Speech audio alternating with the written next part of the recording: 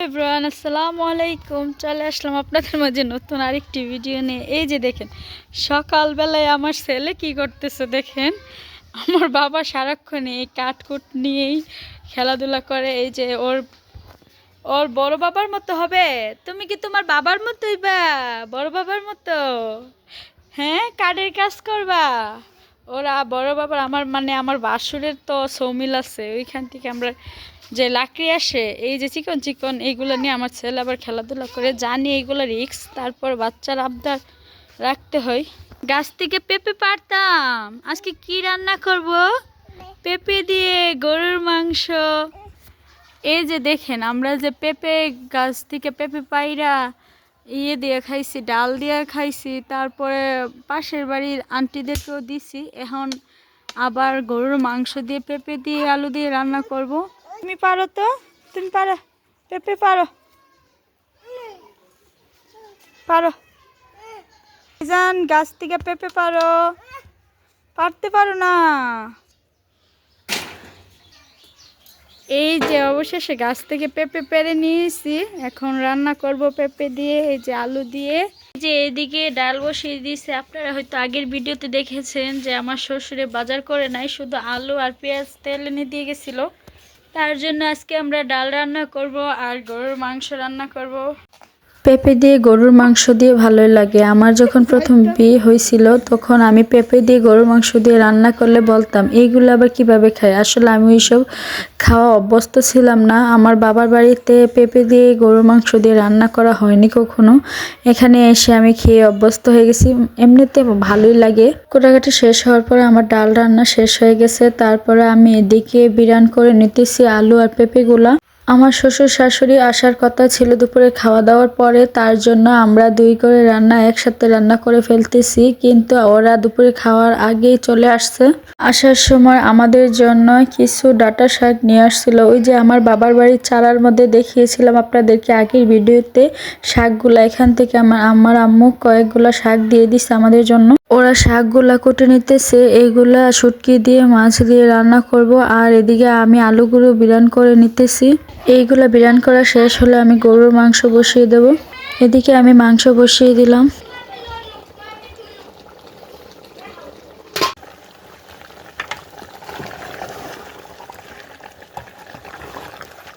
রান্নার সময় আমার একটা বাগনি তেঁতুল নিয়ে আসলো। ও নাকি তেঁতুল দিয়ে ভর্তা বানাবে। কাঁচা তেঁতুল বেটে তারপরে শুকনা মরিচ, লবণ, চিনি সবকিছু দিয়ে। এদিকে আমার রান্নাও প্রায় শেষ হয়ে আসছে। ভাত রান্না শেষ, গরুর মাংস ডাল রান্না করা শেষ। এদিকে আমার আম্মু যে শাকগুলো দিছে এইগুলো রান্না করে ফেলছি শুটকি আর মাছ দিয়ে। এই হলো আমার রান্নার ফাইনাল লুক। খাওয়া দাওয়া শেষ করে দুপুরে চলে গেলাম বাজারে। এই যে মেয়ের 3 জোড় জুতা থাকা সত্ত্বেও মেয়ে আবার বায়না ধরছে জুতা কিনে দিতে। হিরে পরার জুতা আছে কিন্তু ফ্লোরে পরার জুতা নাই। বাহিরে স্যান্ডেল আছে এবং সব জুতা আছে কিন্তু ফ্লোরে পরার জুতা নাই। তার জন্য ফ্লোরে পরার জন্য জুতা আর মোজা আনার জন্য চলে যাচ্ছি মেয়েকে নিয়ে বাজারে। বাজারে যাইবার আগে আপনাদেরকে একটা জিনিস দেখিয়ে দিই। এই যে হলো আমার বাসুরের সমিল এবার ফার্নিচারের দোকান। এটা আমার দেবরই লাগে, তার জন্য ওনার সাথে মজা করতেছি। সমিলের মধ্যে আমার ভাসুররা আবার গড়ালের ফার্ম দেওয়ার সিদ্ধান্ত নিছে। বিকালবেলা কোনো মানুষ ছিল না, তার জন্য আমরা চলে গেছিলাম মেলের মধ্যে দেখার জন্য গড়ালের ফার্ম কিরকম হয়েছে। এর মধ্যে ঘুরিয়ে আমার বাসুরের সমিলটা একটু দেখিয়ে দিই। ভিতরে ফার্নিচারের সবকিছু দেখি। এখানে সবকিছু অর্ডার নেওয়া হয়। এই যে এখানে গারুলগুলা ঘাস খাইতেছে। মাশাআল্লাহ অনেকগুলা গারুল আনছে, আরো গারুল আনার চিন্তা ভাবনা আছে। আমার সাথে আমার বড় জা এবং আমার শাশুড়ি ওরাও আসছে এগুলাকে দেখতে। আমি কখনো এই গারল দেখি নাই, বেড়া দেখছি। এইগুলার নাম নাকি গারল। এই যে মাশাআল্লাহ অনেকগুলা, অনেক সুন্দর লাগতেছে এইগুলা। ওরা যে ফার্ম দেওয়ার চিন্তা ভাবনা করতেছে, সকলে আমাদের জন্য দোয়া করবেন যাতে এই ব্যবসায় সাফল্য পায়।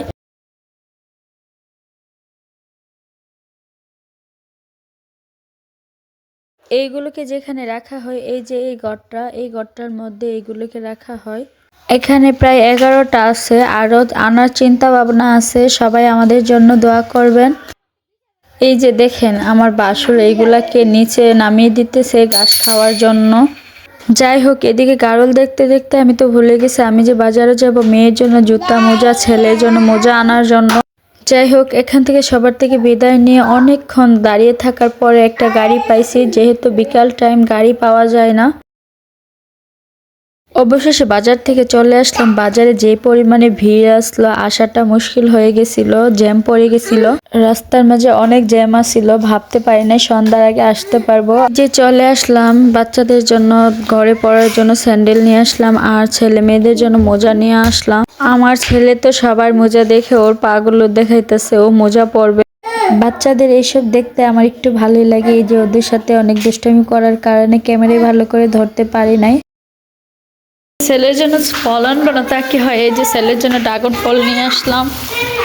যাই হোক, ভিডিওটি এই পর্যন্ত। যদি ভালো লাগে অবশ্যই চ্যানেলটি সাবস্ক্রাইব করে আমাদের পাশে থাকবেন। নতুন ভিডিও পেতে আমাদের চ্যানেলে চোখ রাখবেন। আল্লাহ হাফেজ।